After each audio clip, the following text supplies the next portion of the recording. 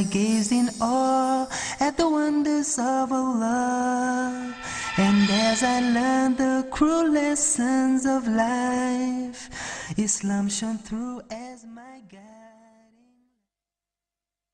Bismillah ar-Rahman ar-Rahim. Assalamu alaikum wa rahmatullahi wa barakatuh. And welcome to the second in the series of my journey from missionary to Muslim. If you've missed the first one, I'm sure you'll be able to go on the internet and be able to find the first part. But I'll give you a quick recap. Grew up in a family that allowed me to go to Catholic school to start with. And probably was a good idea because it gave me some basic rooting in Islam. It helped me to understand that there's only one God. Even though the Christian church was trying to tell me there was a Trinity or more than one God, I knew from a young age there could only be one God. So one good thing that came from sending me to a Christian school is that I started to see truth from error. So even though they were teaching me doctrines that the church had, I already understood from a very young age that there was only one God. But anyway, that didn't stop me asking very difficult questions to the people around me at that time, like, did Adam have a belly button? Why is it that we follow the teachings of the church and call people priests and nuns, or priests and sisters, when they're not really our biological sisters or our biological fathers? So there are many questions that came up. Remember as I spoke about having a dream about the seven heavens with this chanting that sounded like la, la, la, la, la, and no one could give me any answers for them at that time. And then also spoke a little bit about how I started to see what was going on politically in the world at that time. Now, growing up in South Africa, I understood for the first time that there was a difference between the pigmentation of people's skin, and I couldn't understand why it was like that. So from a very young age, I became an activist, if you want, and I tried to fight for the rights of the people, of all people, regardless of what color your skin was. And so at a very young age, about 12 or 13 years old, I started getting involved in the underground movement in my country. And the underground movement I'm talking about is the African National Congress, or ANC. I became a member of the South African Communist Party at a very young age, even though I was a Christian, and began to see that there was a need for people to do something about what was happening in our country. And so from a very young age, I was labeled as a leftist, and people used to say, you know, you forgot your own culture, you don't know what your culture is. And I used to say to people, but if my culture goes against the beliefs that I believe, then my culture has to lose out. So then my culture has to lose out. And so wherever there's a conflict between what my beliefs were and what my culture said, my culture had to give way for the truth of the belief. And so I find that truth even till today, but we'll keep that for a later stage. But what is important that I learned at this young age is that every human being was created by God, and God does not make mistakes. So if God wanted me to be born into a Greek family, I would have been born into a Greek family. If he wanted me to be born into a Jewish family, I would have been born into a Jewish family. If he wanted me to be born into an Italian family, I would have been born into an Italian family. So I understood as well, this is the second lesson I learned very, very young, was that everything is in the control and in the hands of God. God has everything. Everything is preordained. Everything is predestined. And many people are afraid of this word predestined, but all that means is that there is a great plan, a master plan for your life. It doesn't mean that because you were born a Hindu, that you remained a Hindu your whole life. This is where you started. This is your starting block. This is what was given to you. However, you need to progress. You need to move further. One of the greatest lessons in life is to know that you need to search for the truth, and that the truth will set you free. Where you look for the truth may be the problem. You see, some of us look for truth in the wrong places. But let me get back to the topic at hand, and I'll bring that in, inshallah, later in the series.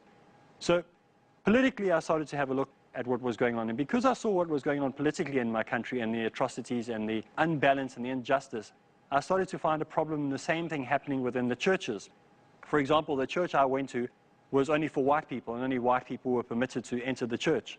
And so I thought, how can you preach from the Bible that says that everybody is one brother and we're all created from one God, and then have prejudice or racism because of somebody's pigmentation of their skin? And so I felt a calling to try and find a right way of teaching people what the Bible said. And so I started reading more about the Bible. But at this point, I wouldn't call myself a practicing Christian. All I would say at this point in my life is I found religion interesting. And I found that I enjoyed the rituals and the activities that were involved in the church, but not to an extent that I would call myself actually a Christian. I wasn't a person who really followed the Bible. I just found it interesting. So what happened by the time I was 13 years old, I was away on holiday at one of the coastal towns in my country, which is beautiful. We have a beautiful coastline, and I learned to surf from a very, very young age. So I'm one of those guys with the with a surfboard under his arm, and they're running along the beach looking for a perfect wave. That was me. And so at the age of 13, I used to spend a lot of time in the water. And one of my very close friends, him and I used to go down surfing in the afternoons, and one day we finished up very late. We finished up at about 3 or 4 or maybe even 5 o'clock in the evening from surfing. And as we came onto the shore, we heard these people playing guitars and singing. And they were sitting in a circle. So he went up and we were like, "What are you guys doing?" And they said, no, they're one family that had come down to the coast, and they were Christians, and they were just singing some praises to God. Now this was very interesting to me, because I'd never heard anyone use the word praises to God in a sentence. See, in the church that I came from, we were very, very strict and very, very traditional. And so I listened to these people, and they said, well, you can come sit with us. They're having a barbecue on the beach, a braai as we call it in our country. And they were cooking meat, and they gave us some food to eat, and they gave us something to drink, and we were talking and discussing things. And they said, you know what you need in your life? And we said, what? They said, you need to become a Christian. You need to have Jesus in your life. So I said to them, but I do have Jesus in my life. And they said, no, you need to make a commitment. You have to say these few words. And if you say these few words, then you'll be guaranteed a ticket into heaven. No matter what you do in the future, no matter what you've done in the past, no matter what you've done in the present, it will make no difference. Because if you say these few words, you'll have a ticket that will guarantee you citizenship in heaven one day.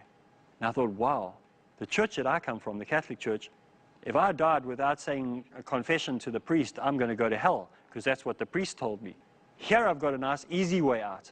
All I have to do is say these few words, and I'm guaranteed no matter what I do in the past, no matter what I do in the present, no matter what I do in the future, my sins are forgiven, and I have absolutely no problem. I have a guaranteed place in heaven. So I thought, wow, this is cool. So I said, yeah, sign me up. Oh, give me the pen. I got my pen here. Let's sign the contract, and I'm quite happy to go. And so I did. So when I went back to my family and I said to them, guess what happened? I've just been guaranteed a place in heaven. What do you think their reaction was? Their reaction was, what?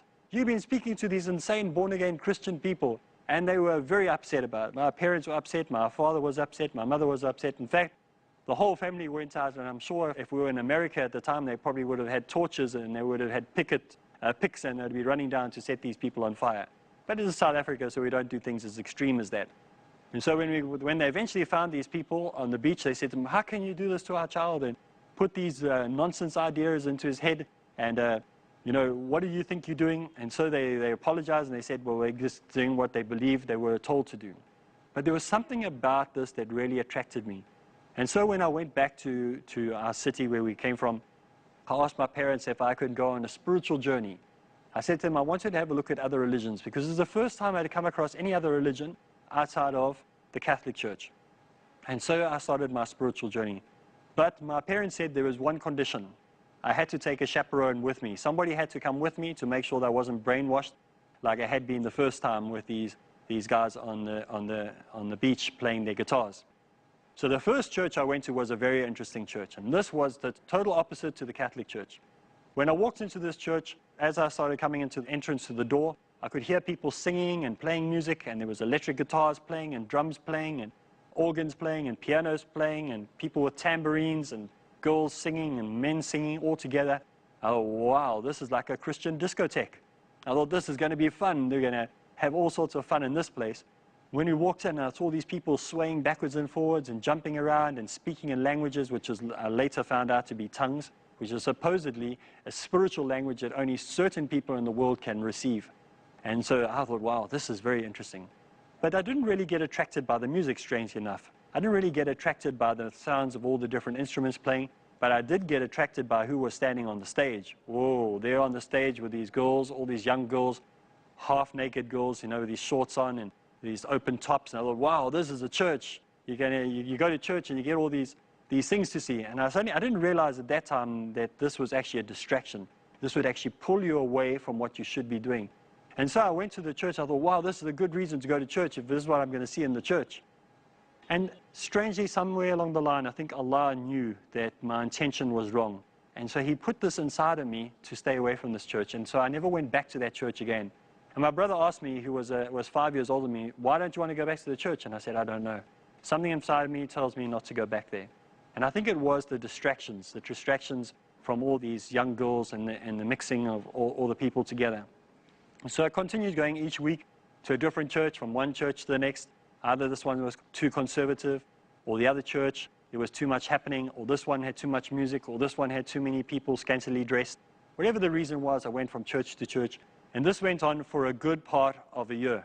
So after this voyage that I went on and on looking for places to find a home in, somewhere that I'd say, well, this is going to be my new spiritual haven, this is going to be my church, I came across a group of people that were going to go on a camp soon. Somebody through my school said, listen, their church is going to have a camp, and they're going away for 2 weeks in the December holidays. Now in South Africa, our longest school holidays are in December because that's our summer.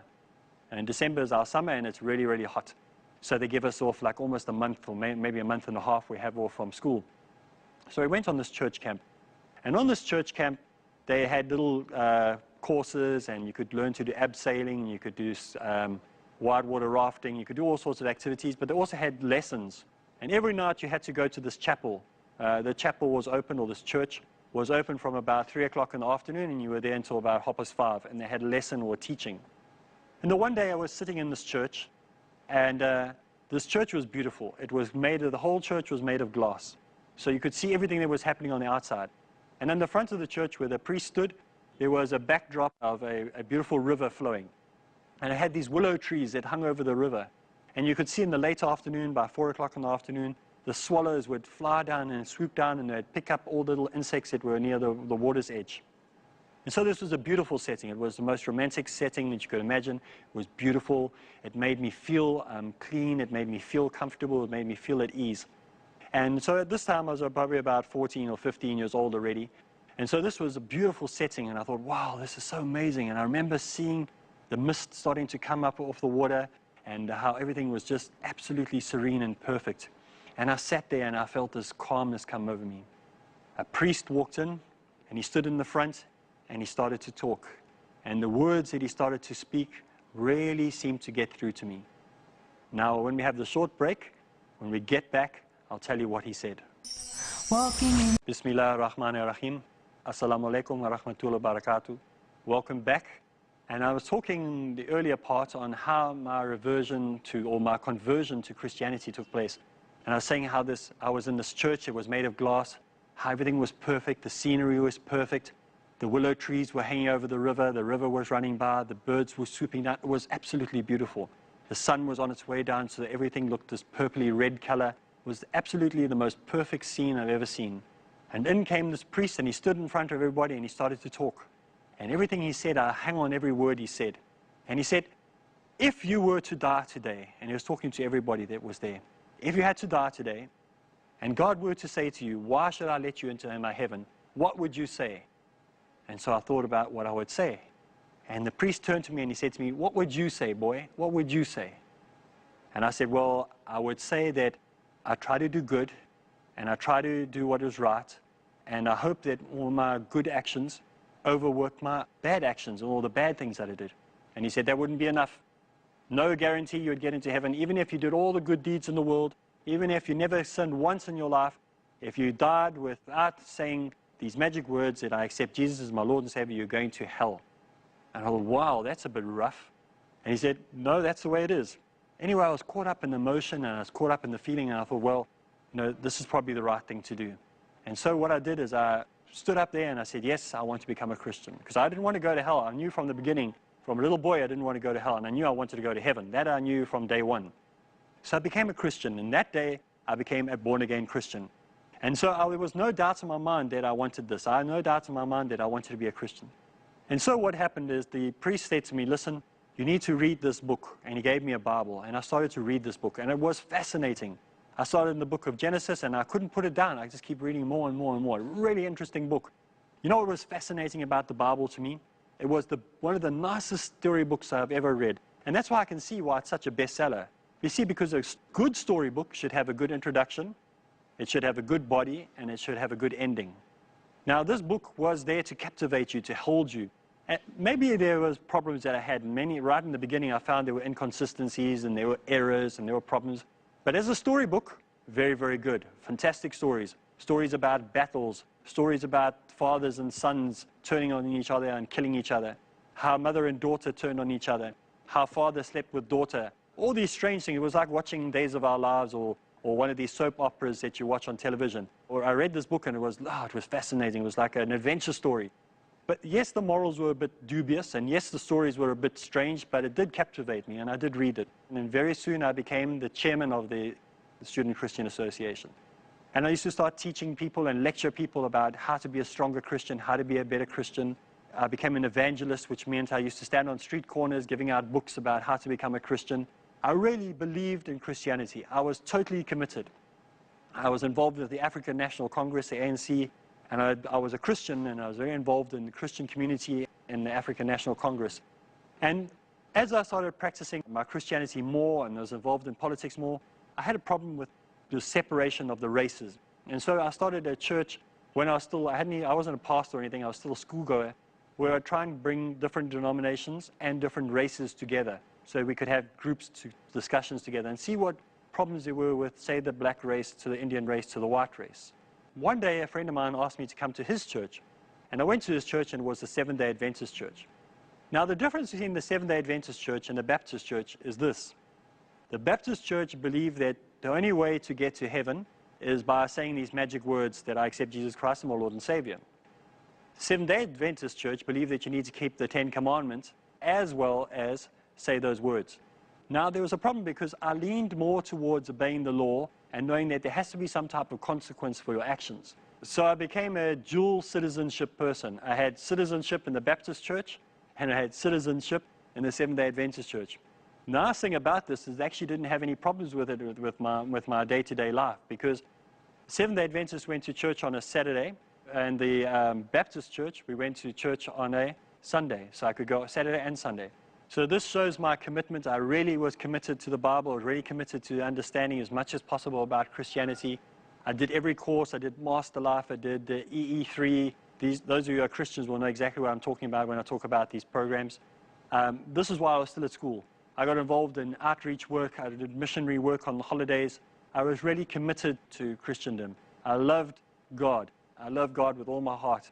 And I really believed that God was the one and only one who could control my life and lead my life in a way that would be successful for me.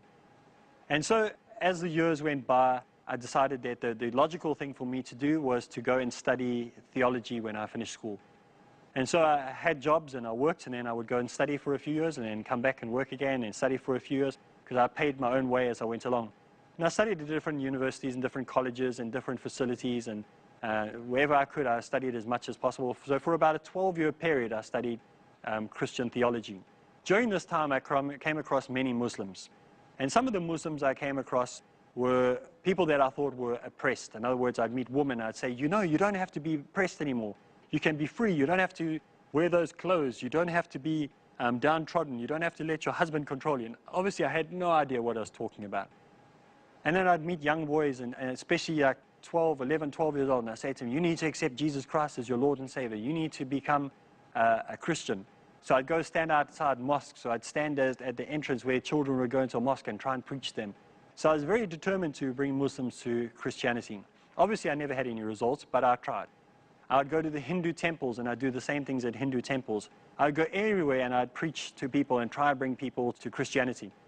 Now, at this time, I was a pastor, and I had a church that I was involved with. I was a minister of note in the Methodist Church, which means I would go talk at different places. I'd be sent out anywhere wherever they wanted me to go, and I'd go and preach there. I was also a lay pastor and a youth pastor in the Baptist Church in the town that I grew up in. And I was a deacon in the Dutch Reformed Church, or the NG Kerk as we call it in our country. And I was a missionary. So I was involved, as you can see, in many different ways. I did sermons, I did lessons, I did teaching in a number of places and a number of facilities. I used to go talk at schools, I'd go talk at all sorts of places, wherever it was. The time came where I had to go do my national service in my country. I refused to do national service. I was a religious objector. I didn't believe in killing people, especially because it was a racist regime that was in control of my country, and I wasn't going to shoot somebody or kill somebody because my government told me to, because I didn't believe in the government that I had then. But anyway, eventually I was forced to go and do my 2 years national service. And I did my 2 years national service, and during my 2 years national service, I served in the military as a chaplain, which means I was a spiritual guide or a spiritual helper or as a pastor or a priest in the military. So I would help people in need. So I was a Christian chaplain in the military, and I would help people that were in need or had any advice that they needed, especially those who were under stress.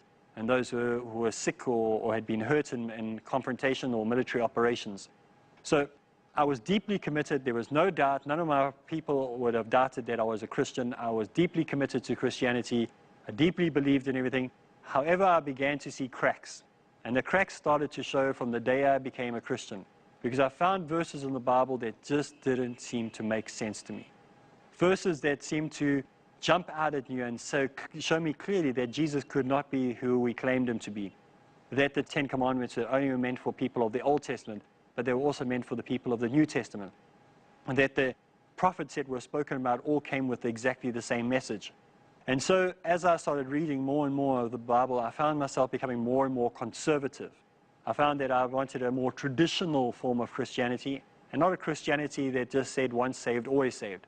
I believe, for example, that what was the point of Jesus' death on the cross? Did Jesus' death on the cross actually do anything? You see, for me, it meant that the only thing that meant is that I wouldn't have to go to a temple and make a sacrifice of an animal, but I was still responsible for my sin. I still had to confess my sin. I still had to make restitution for what I'd done wrong. So what was the point of Jesus' death on the cross? So the more I started looking into the Bible, the more problems I started to find. Like, why would Jesus need to die on the cross? What was the purpose? There was no purpose. You see, when you commit a sin, you're guilty of that sin. So no matter how much blood Jesus died for your sins for, you're still guilty for that sin. Somebody still has to pay the price. Now the Christian will say the price was paid by Christ. And so as I started looking deeper and deeper into the Bible, the more I discovered that many of these doctrines are doctrines that could not possibly be. One day, as I got further and further into my studies and became more and more dubious or doubted more and more what I found in the Bible, I was asked to do a sermon. And the sermon that I was given was on the topic of male-female relations. And this was to be the sermon that would change my life forever. Because in preparation of the sermon, I was to find out what it really means to be a Christian and what it really means to be somebody who searches for the truth and lets the truth set him free. You see, for me, as I prepared this talk and as I started to prepare the sermon, it was going to change me and shake me to the very, very core. Now today, we have come to the end of this program and we don't have enough time to go into the next part, but inshallah, in the next part of this series, we're going to look at what was it that I had to prepare this talk on and what was it that shook me to my core of my foundation. What was it that changed me, that made me realize that I had to change, that made me realize that there was a need to find truth, an ultimate truth, not a truth that could be changed as the weeks and the days went by, but a truth that would hold true for years to come. That would be so strong that it would prevent me from going to the left or to the right, but keep me on the straight path, the middle path, the path of truth, the path of Islam. So inshallah, when we meet again, we'll get to the crucial part of this talk. So from me, Areeb Islam, Assalamu alaikum.